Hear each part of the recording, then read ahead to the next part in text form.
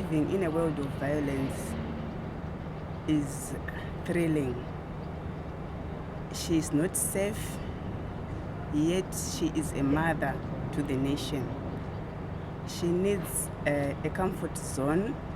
She needs to be confident. She needs protection. Where are the laws to protect this woman? Who are the implementers of these laws?